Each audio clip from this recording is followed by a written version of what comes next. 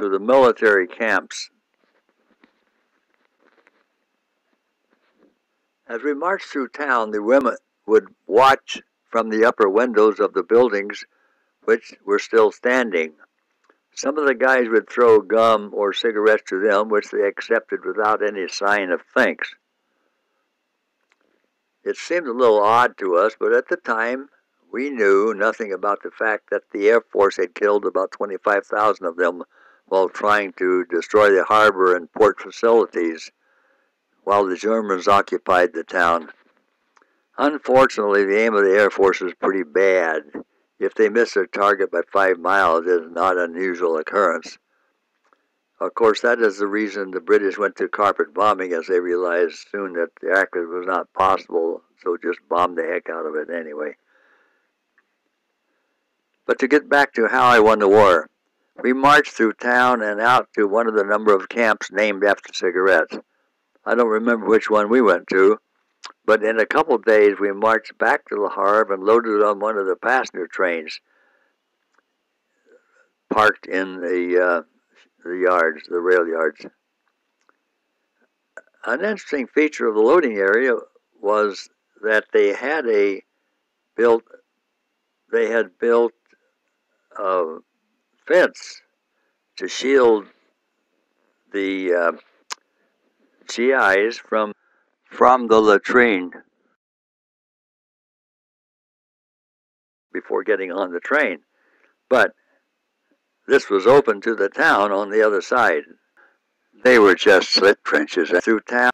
On the way for a rest stop, the train just stopped at an open field, and there it was. The bad part about this ride was that the cars were passenger cars and there was no place to lie down. The luggage rack had a support right in the middle, so you could not lay in it. So we had to sit up the whole trip to Belgium. Those were not the fast, sleek passenger trains of today. But at the Belgium border, we loaded onto their variety of cars, which were box cars of the old 40 and 8 variety, 40 men or 8 horses. On the train were replacements like me, or deserters and AWOLs being returned to the units, plus those released from the hospitals. About half the people on the train seemed to be deserters. The deserters of the Battle of Bulge were being returned to the units in a lot of instances. You didn't see this kind in the German army. You either got shot by the enemy or your firing squad. That was understood. Generals to private made no difference to Hitler. I think this is why the German soldier respected their officer. They knew they were held to the same standard.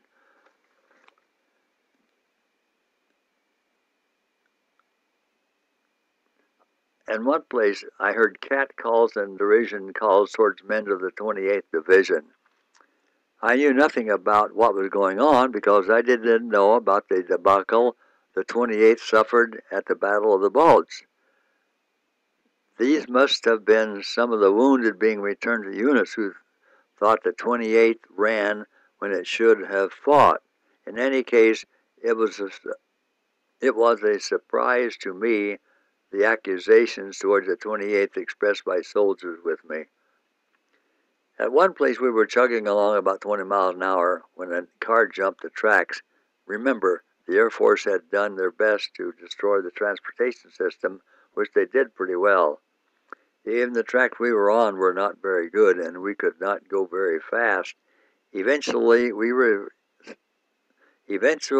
arrived at Verviers, Belgium, about 10 p.m. Everything was blacked out, just like the desperate stories of World War I.